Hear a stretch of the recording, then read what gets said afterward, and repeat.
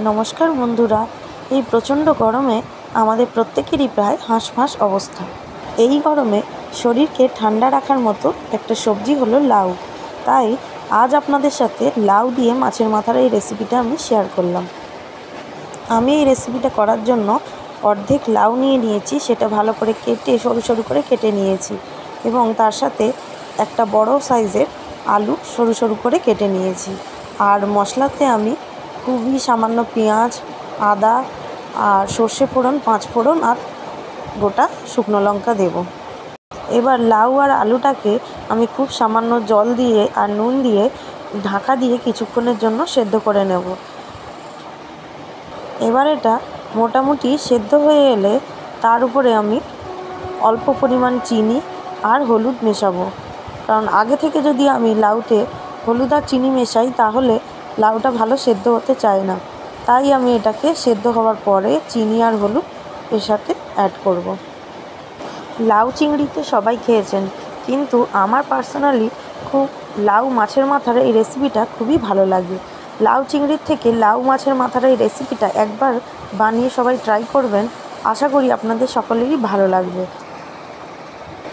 যদি আমার রান্নাটা আপনাদের ভালো লাগে তাহলে প্লিজ একটা লাইক করবেন আর আমার চ্যানেলটাকে সাবস্ক্রাইব করবেন।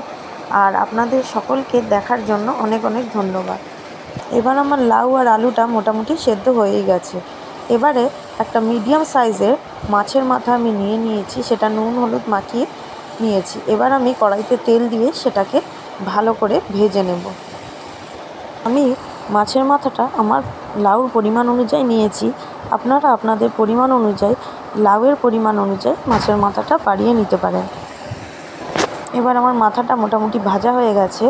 এবার আমি মশলাগুলোকে আদা আর পেঁয়াজটাকে একটু হাফ থেতো করে নিয়েছি, দিয়ে ওই মাছ ভাজার তেলের উপরেই আমি ফোড়নটা দিয়ে তার উপরে পেঁয়াজ আর আদাটাকে আমি হাফ থেতো করে রেখেছি সেটাকে দিয়ে দেবো, দিয়ে ভালো করে মশলাটাকে ভাজতে থাকবো। সঙ্গে অল্প পরিমাণে কুচানো পেঁয়াজ আমি রেখেছিলাম, সেই ফোড়নের উপরে আগে আমি পেঁয়াজটা দেব, তারপরে পেঁয়াজটা হালকা ভাজা ভাজা হলে আমি তার উপরে মশলাটা দিয়ে মশলাটাকে ভাজতে থাকব।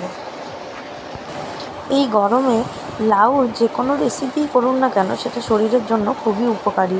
আমি গরমে প্রায়শই লাউ দিয়ে ডাল, লাউ বড়ি, লাউ মাছের মাথা, লাউ চিংড়ি এইসব পদগুলো রান্না করি, কারণ আমাদের ঘরে প্রত্যেকেই এগুলো খেতে ভালোবাসে এবং শরীরের জন্য এগুলো খুবই উপকারী। তাই আমি প্রায়শই এগুলো রান্না করে থাকি। আমাদের মতো আর কোন কোন বন্ধুরা লাউ খেতে ভালোবাসেন সেটা একটা কমেন্টে অবশ্যই আমাকে জানাবেন। এবার দেখুন আমার মশলাটা মোটামুটি ভাজা হয়ে গেছে।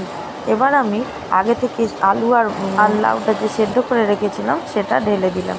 এবার তারই ওপরে আমি ভাজা মাথাগুলো অ্যাড করে দেব এবং মাথাগুলো এই খুন্তির সাহায্যে হালকা হালকা প্রেস করে দেব, যাতে মাথাগুলো লাউয়ের সাথে মিশে মিশে থাকে। লাউয়ের সাথে মিশে গেলে তরকারির টেস্টটা অনেক বেটার হবে, তাই আমি এটা ভালো করে মিশিয়ে দেব। এবার এইভাবে ভালো করে মিশিয়ে নেওয়ার পরে আরও একটু সামান্য জল দিয়ে ঢাকা দিয়ে আমি এটাকে সেদ্ধ হতে দেব। কিছুক্ষণ পরে ঢাকা খুলে আমি এটাকে আরেকবার নেড়ে দেবো। এরপরে আমি শুকনো খোলায় কিছুটা পরিমাণ জিরে ভেজে রেখেছি, সেটাকে গুঁড়ো করে নিলাম। এবার এই লাউটা দেখুন আমি ঢাকা খুলে আবার একটু নেড়ে দিচ্ছি।